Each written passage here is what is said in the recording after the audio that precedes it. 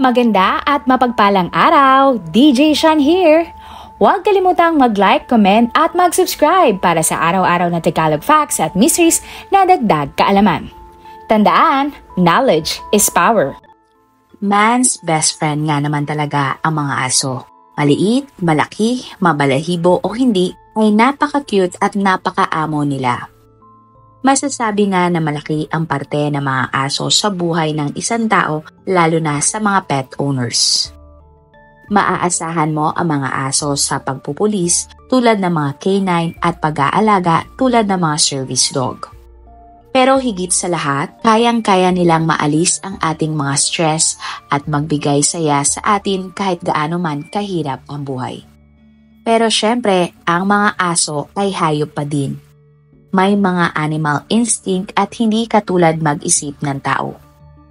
Kaya hindi biro ang pagkakaroon ng alagang aso dahil pwede silang makasakit ng ibang tao kahit na ang kanila pang mga amo. Ang kwento natin ngayon ay tungkol sa isang babae na naputulan ng mga paa at kamay dahil mismo sa alaga niyang mga aso. Ang pangyayari. Taong May 2019, si Marie Trainer at ang asawa niyang si Michael ay umuwi galing sa isang engrandeng bakasyon mula Dominican Republic. Excited na umuwi si Marie dahil miss na niya ang kanyang dalawang alagang mga aso. At pag uwi nga sa bahay ay sinalubong siya agad ng mga ito at halos papakin ng halik si Marie ng kanyang mga alaga. Si Marie at Michael ay mag-asawa na ng mahigit 30 years. Sila ay may mga anak na at malalaki na ang mga ito. Kaya paminsan-minsan ay nagbabakasyon ang mag-asawa na sila lang dalawa. Si Marie ay may-ari ng isang beauty parlor at si Michael naman ay may isang bar sa kanilang lugar. At dahil sa mga negosyong ito, wala silang problema sa buhay at napalaki nilang maayos ang kanilang mga anak. Nang makauwi na nga si Marie galing bakasyon ay bigla naman itong nagkasakit. Ilang araw siyang nilagnat at masakit ang likod. Hindi nagtagal ay tumaas ang lagnat ni Marie pero bigla ding bumagsak ang temperatura ng kanyang katawan. Kaya naman nagpasya na si Michael na dalhin na sa pinakamalapit na ospital ang kanyang asawa. Ang akala nga ni Michael ay simpleng trangkaso lang ang sakit ng kanyang asawa. Lumipas ang mga araw ay lalong lumala ang nararamdaman ni Marie at kailangan na siyang ipasok sa pinakamalaking ospital na may intensive care unit o ICU.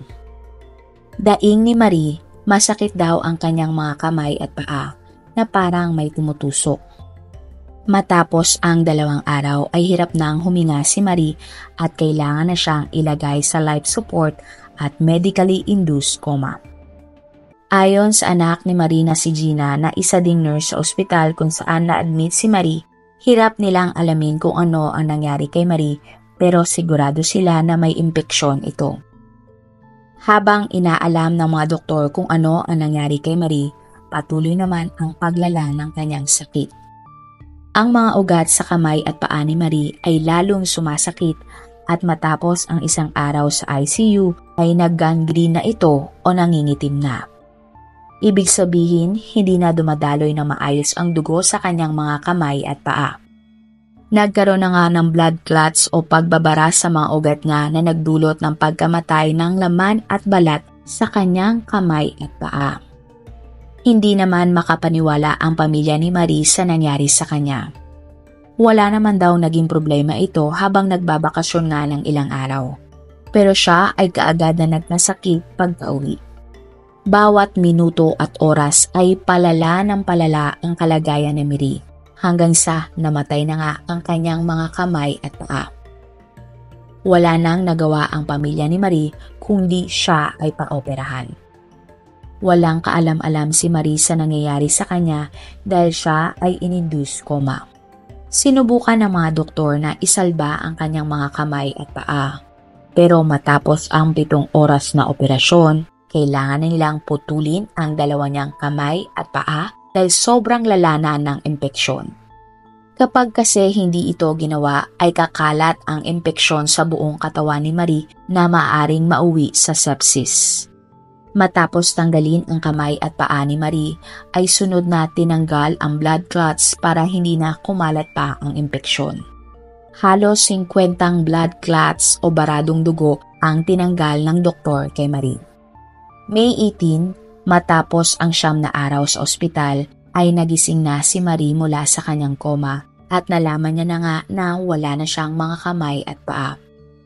Sinabi niya na sana nga ay namatay na lang siya dahil hindi niya alam kung paano mabubuhay nang wala ang mga ito. Ayon sa isang doktor ni Marie, isa daw ito sa pinakamalalang epekto ng impeksyon na nangyari sa isang tao. At halos nasa bingit na nga ng kamatayan si Marie. Ayon naman sa medical director at infectious disease ng ospital, nahirapan silang malaman agad kung ano ang impeksyon ni Marie. Lahat ng test ay ginawa nila kay Marie nang ito ay na-admit sa kanilang ICU. Matapos ang 7 araw na pag-iimbestiga, isang cultured blood sample ang nakapagsabi kung ano ang impeksyon. At ito ay isang bakterya at ang tawag dito ay Capnisopatagia carnemorsis. Matapos ang operasyon kay Marie ay agad itong pinainom ng mga antibiotics na susupo sa bakterya at blood thinners para hindi na mamuo ang dugo sa kanyang katawan. July 2019, nang gumawa ng GoFundMe page ang anak ni Marie na si Matthew para humingi ng tulong pinansyal sa mga tao. Dahil matapos nga ang unang operasyon ni Marie, mga sumunod pang 5 operasyon para pigilan ang pagkalat ng impeksyon. Halos 2 buwan nga silang nasa ospital. Pero ano nga ba talaga ang Capnisopatagia carnemorsis at paano ito nakuha ni Marie? Hindi nakuha ni Marie ang bakterya sa kanyang bakasyon sa tropical beach. Bagkus nakuha niya ito sa loob mismo ng kanilang bahay. Ayon sa infectious disease specialist, isa daw normal na bakterya ang Capnisopatagia carnemorsis at natural itong natatagpuan sa mga bibig ng mga aso at pusa. Bagamat bihira, maaari daw malipat ang bakterya na ito sa mga tao sa pamamagitan ng kagat o kalmot lamang ng aso. Lumalabas na mayroong maliit na sugat sa mga kamay ni Marie nang ito ay madilaan ng kanyang asong German Shepherd. At dito naipasa ng aso ang nakamamatay na bakterya sa kanyang amo. Ang nangyari talaga naman kay Marie ay kalunos-lunos. Pero hindi ito naging dahilan para itakwil niya o ipamigay ang mga alagang hayop. Habang nasa ospital at nagpapagamot, ay nakiusap si Marie sa mga doktor kung pwede ba siyang bisitahin ng kanyang 2 alagang aso sa ospital. At 2 beses nga na dinalaw si Marie ng kanyang mga alaga. Laking tuwa ni Marie tuwing bibisitahin siya ng kanyang mga alagang aso. Hindi katagalan, nakarecover naman si Marie sa mga operasyon at nailipat siya sa isang rehab facility at matapos ang ilang taong pagsasanay ay nagawa niyang tumayo gamit ang state-of-the-art prosthetic legs. Nilagyan din si Marie ng state-of-the-art prosthetic hands at wrists na malaki ang maitutulong sa pang-araw-araw niyang pamumuhay. Sa isang panayam kay Marie nito lamang 2024, maganda na ang kanyang pakiramdam at nakapag-move on na siya sa malagim na sinapit ng kanyang mga kamay at paa. Ang mga prosthetic daw na kinabit sa kanya ay parang totoong kamay at paa. Kaya din daw makaramdam ng kanyang mga prosthetics, kaya ang una niyang ginawa ay nakipag-holding hands sa kanyang asawang si Michael.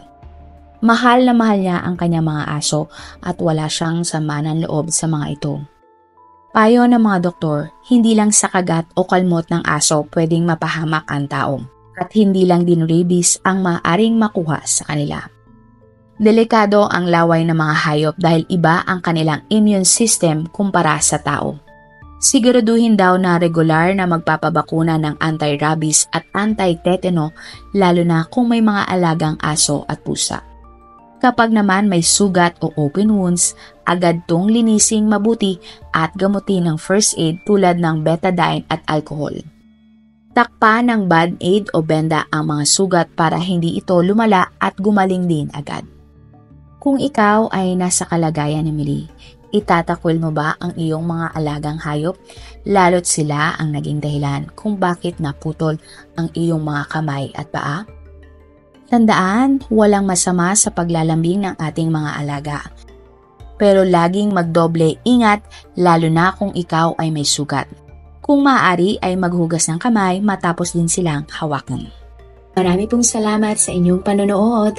Meron ba kayong mga kwento na gusto nyong i-share sa ating mga manonood?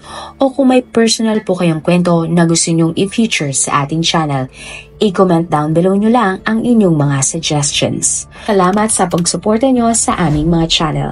God bless everyone!